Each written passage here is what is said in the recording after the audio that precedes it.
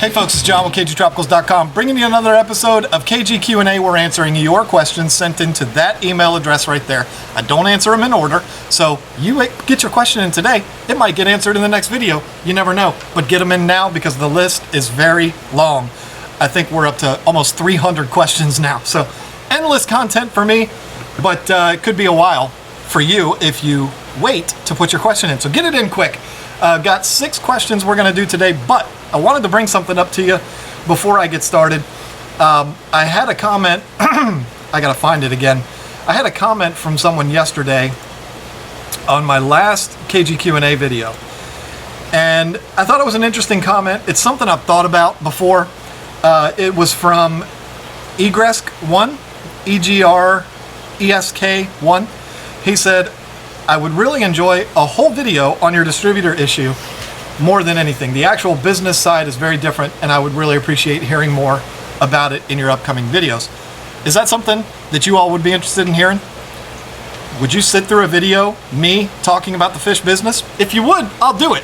I've thought about doing it in the past. Not a video, how to start a fish business. I'm not going to do that. But if you kind of want an inside track on, all that's involved in operating a fish business, I'd be happy to do it if it's something that you would sit through. So let me know what you think about that. Put it in the comments down below. And maybe that's something that'll be the topic of the day in our next Tank Talk episode. I've been having so much fun with this Q&A series that I've been neglecting Tank Talks, and I don't want to do that anymore. So let's get to the questions. The first one comes from a guy, I feel like I've heard of him. Waru Joey, have you heard of him? If you haven't, then you're doing something wrong. If you're not subscribed to Joey, shame on you. The king of DIY. That's it. Nothing else needs to be said. He's the man when it comes to YouTube. Joey says, no better way to support a channel than to be engaged with it. More people should do this. That means a lot coming from him. He's the biggest aquarium channel on YouTube. And for him to want to engage in my channel is a real thrill. Thank you, Joey. My question is this. A lot of aquarium store owners don't have aquariums at home, largely due to being able to have all the aquariums they want at the store, or simply because they don't want to take work home with them. So my question is, do you have aquariums at home? If so, what do you have? If not, why? Also, a bonus question, what is your dream tank and stocking? My dream tank is in your basement, but we're going to talk about that in a minute. We do have tanks at home. We have 2. Well, we have a bunch of beta tanks in the kids' rooms, but the 2 big tanks that we have a 75-gallon and a 55-gallon. The 55-gallon, our 11-year-old has full of goldfish. She got interested in goldfish a while back, and we got her a bunch of goldfish, and they're in there, and she loves them. She takes care of them. She does a good job with that. There's a pleco in there and a bunch of goldfish. So, and then the 75-gallon, if you remember from a past video, it was the video that I did on hospital tanks. I had an albino Oscar that I showed in that video that I talked about, got really beat up by our Red Devils and Jaguar, and I didn't want to put him back in there. I didn't want him to occupy a 75-gallon tank here at the store that we can't sell fish out of. So we took him home and we put him in that 75-gallon at home. It's right next to my TV, so him and I spend a lot of time together. And then he's also got 3 tank mates in there, a pleco, it's about 12 inches, and 2 large blood parrots that came from my nephew. He went off to college and didn't have anybody to take care of the fish, so he brought them to me. So that's what we have at home. You're absolutely right. The last thing I want to do when I get home is water changes in those tanks, but it is what it is. And those fish are members of the family, so we got to take care of them. My dream tank and stocking, very, very similar to what you have in your basement, Joey. That tank is amazing. And my dream stock would be very similar to what you have. If it were me and I could have any tank in my home that I want, something within reason, not the size of a garage, I would probably go with a 10-foot, 400-gallon, which I think is 10 feet by 3 by 3, I don't know. But the reason why I would want that one that big and that long is because I would like to house silver arowanas. I'm not lucky like you. I cannot get Asian arowanas, otherwise I'd have a red by now. They're not available to us here in the States, so I would have to go with silvers, which is okay because I love them anyway. And I would have rays. My dream rays would be the black diamonds, the Leopoldi. I mean, there's quite a few rays that I would absolutely love to have. I've never really talked about rays on my videos, and I should, because I've kept them for a long time and I absolutely love them. But the stock that you have in your tank, excuse me, minus the discus, no disrespect, my dream tank wouldn't have the discus in there. It would have all big monster arowanas, rays. If I was to talk fantasy tank, it'd be like H2O Custom Aquatics, that the channel on YouTube. I'm stumbling here. They have the most amazing aquarium I've ever seen in my life, with arapaimas and black diamonds and flower rays, and I mean datinoids that are this big. It's just absurd. That's my dream right there. Dump a whole bag of shrimp in there every night and watch them go at it. That would be the dream. But I don't see there ever being a 4,000 gallon tank in my house. So, you know, that's fantasy talk, but more realistic would be the 10-footer with the arowana and rays. So, okay, let's move on. Joey, you can't dominate my entire video here. 6 minutes, good grief. Travis Holland from California. I just had a question for choosing the best substrate to use in a tank for African cichlids that is going to be set up for the long haul, especially for Mbunas. I've talked about that a lot in my videos in KGQandA, probably before you even asked this question, or after you asked this question. So I'm not really going to address that too much, but what I will say is that I believe I made a mistake when it came to my 240. If you remember the overhaul that I did back in June, I'm absolutely thrilled with the results, except for the substrate. I'm not saying it's a bad product. It's absolutely not. It's beautiful. It looks gorgeous. But for me, in an African cichlid tank, I would rather have gravel. It's just my personal preference.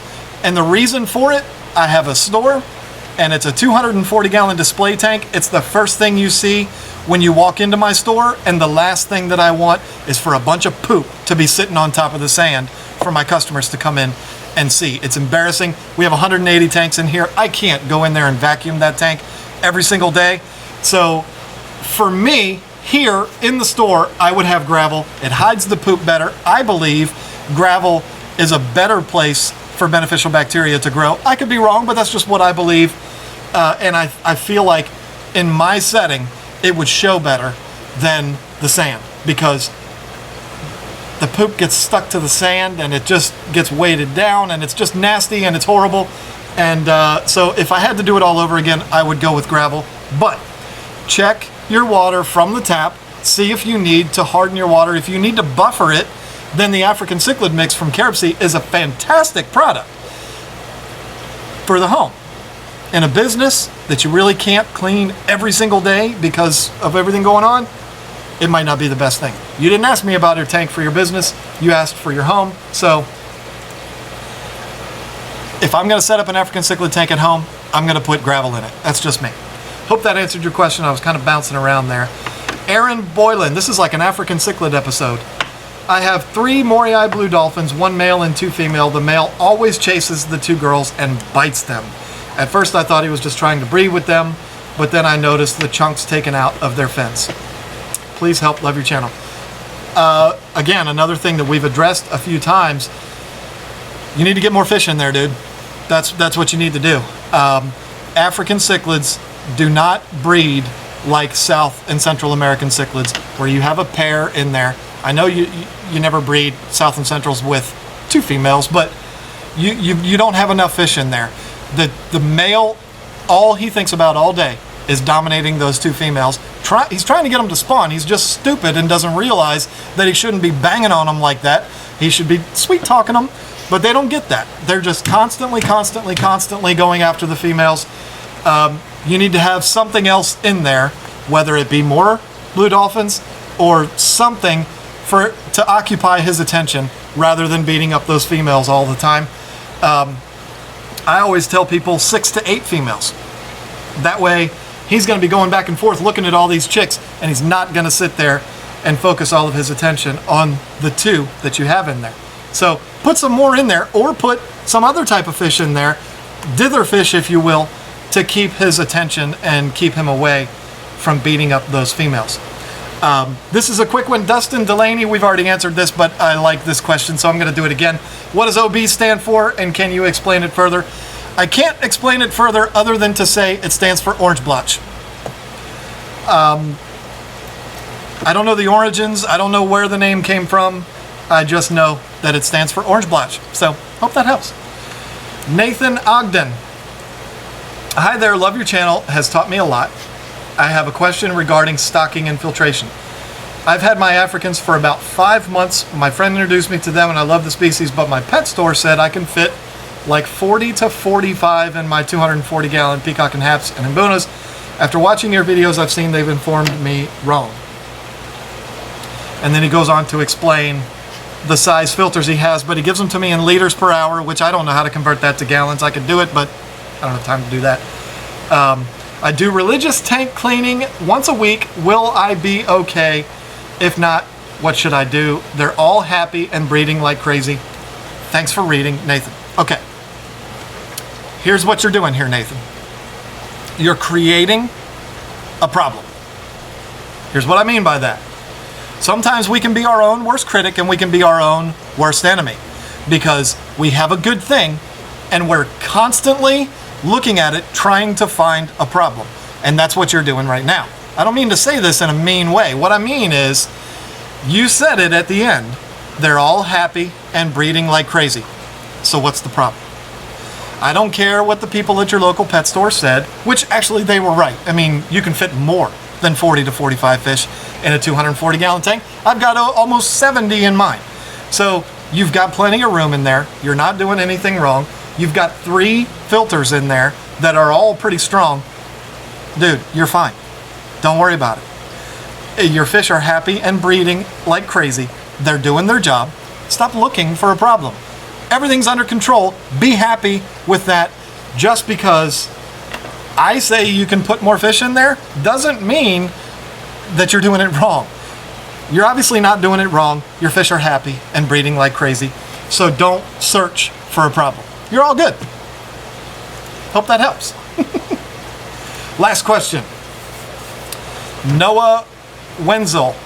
Hi, I have a peacock cichlid tank and I have one peacock cichlid that has yellow dots on its anal fin, and I know that indicates it's a male, but I saw that it was carrying eggs in its mouth. A couple days later, it spit them out unfertilized. If it's a male, it should start having color because it's about 3 inches. Really confused. You are confused, but I'm going to help you out because that's what I do. Even though you're a San Francisco 49ers fan, it's a female. There's your help. There it is. It's not a male. Male peacocks don't carry eggs. They don't. Search it online. You might find a couple people that say, I had a 3-inch male blah, blah, blah, and I found it holding eggs, and I don't understand why. It's a bright blue fish. I don't understand why it was carrying eggs. Okay, I'm not going to sit here and tell you that throughout history, there's never been a male peacock that has carried eggs. But I've never seen one. I don't know anybody that's ever seen one. All I got is stories that I've read online. And you know what? If it's a 3-inch fish and it was a male carrying eggs, what does that tell me? My very first instinct is to say it wasn't a male at all. It was a juiced female. It was a hormoned female. So let me expand on that a little bit.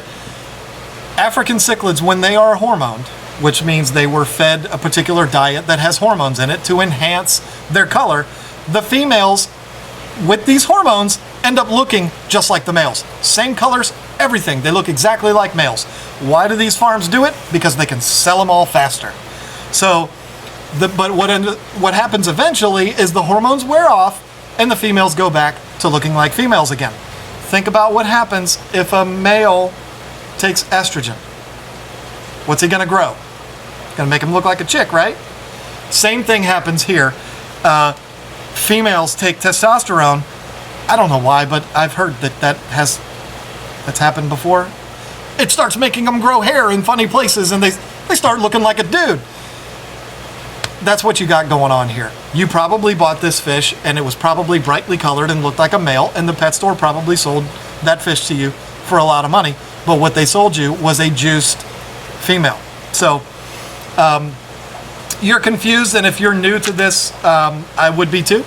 But what you have there is a picture attached to here, folks, and I'm looking at a picture of a female peacock. So it's nothing to be alarmed about. It's a female. There's your answer.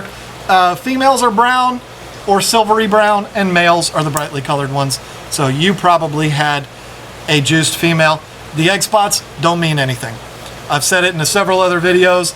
There are plenty of female peacocks and haps that have, and imbonas, that have egg spots. The males are more prominent and they're usually larger, but there's a lot of the females that have them too. And so you'll see that and go, oh, it's got to be a male. No, it doesn't mean that it's a male. So, whew, I just went for a solid 15 minutes and didn't even pause once. So I think I'm done. I want to thank everybody. We got in 6 questions today, so that's pretty exciting. We're running through these things really quick. So thank everybody for sending in the questions today. Again, let me know if you've made it this far in the video. Let me know what you think about the So You Want to Start a Fish Business video. I think we can have some fun with it. I'll do it my way, the only way I know how to do it. So if that's something that you think you'd like to see, let me know. And until then, I will see you on the next episode.